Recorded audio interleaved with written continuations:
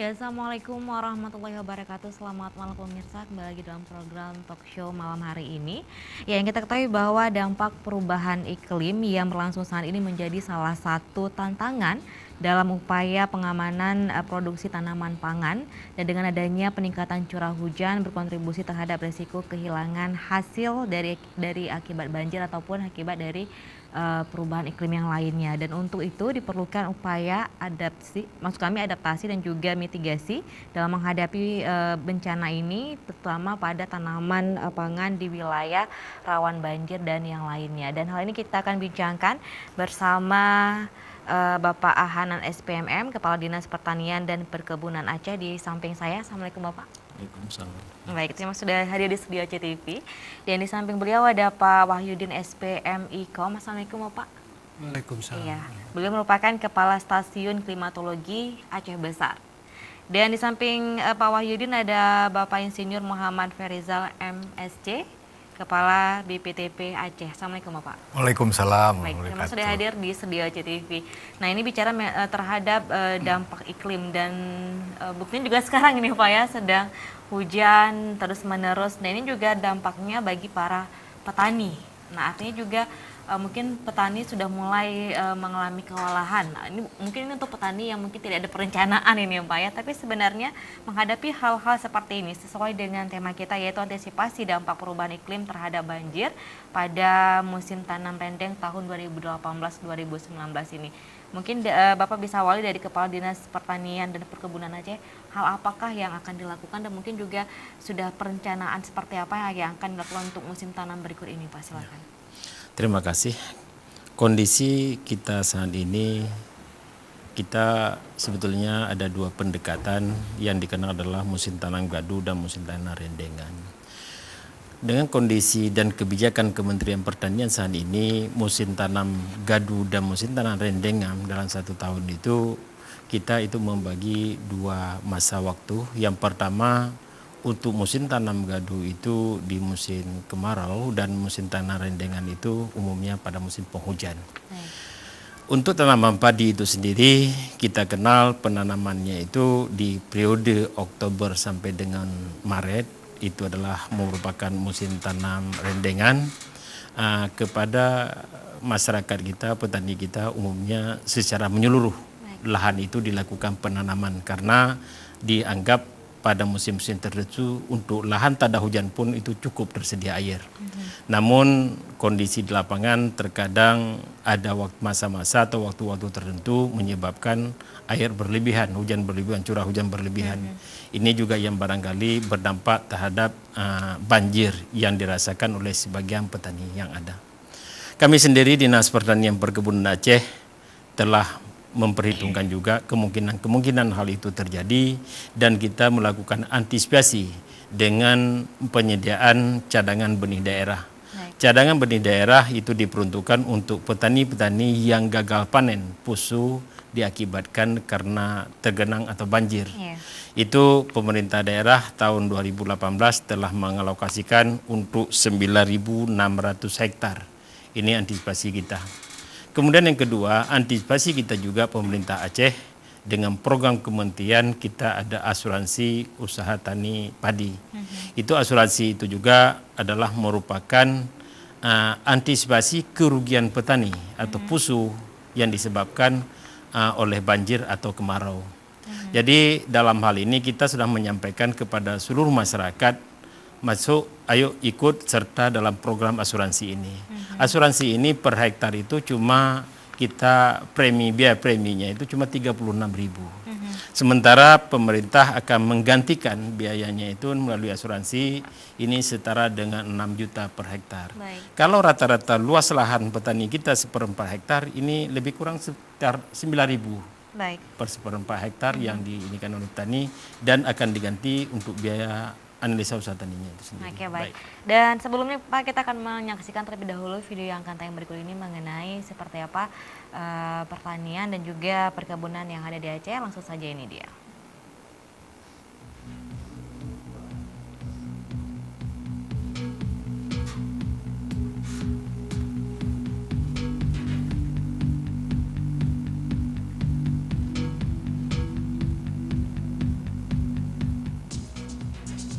Pertanian merupakan basis ekonomi di Indonesia dan konsistensi pertumbuhannya mulai dilakukan secara menyeluruh, mengingat pertanian merupakan sektor sentral yang didukung oleh tersebarnya sebagian besar penduduk Indonesia yang hidup sebagai petani. Beberapa alasan yang mendasari pentingnya pertanian di Indonesia termasuk Provinsi Aceh adalah besarnya potensi sumber daya alam yang dimiliki dan memberikan andil terhadap pendapatan nasional. Melalui sektor ini pun banyak penduduk di Aceh yang menggantungkan hidup, bahkan menjadi basis pertumbuhan ekonomi di pedesaan. Oleh sebab itu sudah sepantasnya pemerintah Aceh menjadikan pertanian sebagai leading sektor dalam pembangunan ekonomi secara berkelanjutan, bahkan bukan tidak mungkin menjadikan Aceh sebagai daerah lumbung pangan nasional, karena hampir setiap tahunnya mengalami surplus gabah. Kondisi ini sangat sejalan dengan keinginan pemerintah Aceh yang dijabarkan melalui visi misi pemerintah Aceh yang diformulasikan dalam terminologi Aceh Meko dengan menitik beratkan pada intensifikasi dan ekstensifikasi pada penyediaan dan perbaikan infrastruktur irigasi dan cetak sawah baru. Program ini bertujuan untuk melakukan modernisasi teknologi bagi sektor pertanian, termasuk teknologi pasca panen. Kontribusi ketiga komoditi padi, jagung, dan kedelai diharapkan bisa menjadikan Aceh sebagai lumbung pangan nasional dan mewujudkan kemandirian pangan yang ditandai dengan kemampuan memenuhi kebutuhan dari produksi dalam negeri. Bahkan pada tahun 2017 lalu, Provinsi Aceh mengalami surplus beras 807.964 ton. Pada tahun 2018 ini, Dinas Pertanian dan Perkebunan Aceh menargetkan hasil produksi dan produktivitas komoditas padi akan jauh lebih meningkat dibandingkan tahun sebelumnya, meskipun pada tahun 2017 lalu Aceh mengalami surplus beras 807.964 ton. Untuk tahun 2018 ini target yang ingin dicapai luas tanam 507.549 hektar, yang terdiri atas musim tanam rendeng seluas 295.379 hektar dan musim tanam gadu seluas 212.170 hektar. Paling tidak pada tahun 2018 ini bisa mencapai panen 482.679 hektar atau peningkatan jumlah hasil produksi sebesar 2.577.352 ton gabah kering. Pencapaian produksi tersebut setidaknya harus didukung dengan peningkatan produktivitas dengan target mencapai 53,40 kuintal per hektar pada tahun 2018 ini. Untuk mencapai peningkatan hasil produksi padi di Aceh ini perlu dilakukan beberapa hal, di antaranya perluasan areal tanam secara berkelanjutan, penyediaan benih unggul, sarana produksi maupun pendistribusian pupuk bersubsidi yang dibarengi dengan penerapan teknologi pertanian kepada petani. Untuk tahun 2018 ini, Dinas Pertanian dan Perkebunan Aceh telah membuka lahan sawah baru dan cetak sawah baru seluas 400 hektar yang meliputi 2 wilayah, Kabupaten Pidi seluas 200 hektar dan Kota Subulu Salam 200 hektar, diantaranya melibatkan kerjasama dengan jajaran TNI, khususnya para Babinsa yang akan membantu dalam mengoptimalkan peningkatan produksi padi di Aceh. Sekalipun ada beberapa wilayah di Aceh yang sistem dan pola tanamnya telah cukup baik oleh karena ketersediaan irigasi teknis, namun tidak sedikit pula masih ada beberapa wilayah yang tergantung pada kondisi curah hujan. Sehingga target untuk mencapai pola tanam 2 kali dalam setahun sangat sulit diwujudkan. Problem inilah yang ingin diwujudkan sehingga target peningkatan produksi hasil pertanian, khususnya komoditas padi di Aceh, bisa tercapai.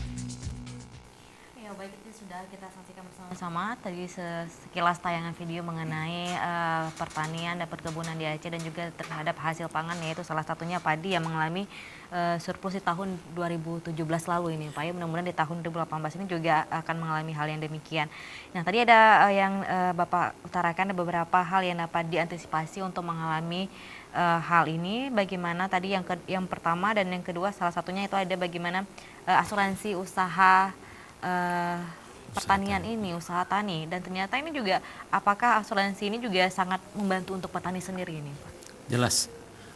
Asuransi ini program pemerintah Kementerian Pertanian itu sangat mendukung, sangat membantu petani di lapangan. Hal ini yang pertama memberi kepastian kepada petani kita bahwa kalaupun misalnya terjadi bencana alam atau misalnya gagal panen yang menyebabkan busuk, petani itu tidak dirugikan.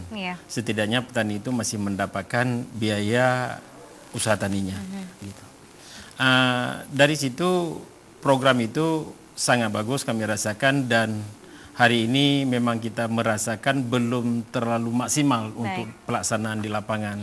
Karena barangkali karena melihat sosialisasi dari masyarakat mungkin masih agak terkendala di lapangan, tapi sebagian sudah disambut dengan baik. Tahun anggaran 2018 kita mengalokasikan ada 10.000 hektar, terserap itu sekitar 3.000 hektar sampai dengan periode Oktober kemarin. Oke, baik, coba saya beralih ke Kepala Stasiun Klimatologi Aceh Besar, Bapak Wahyudin. Nah, ini terkait masalah iklim yang menjadi topik kita malam ini, Pak ya.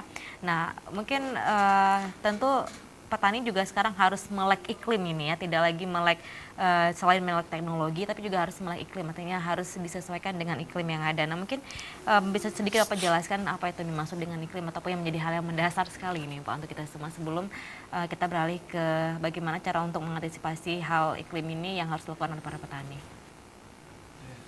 Baik, terima kasih.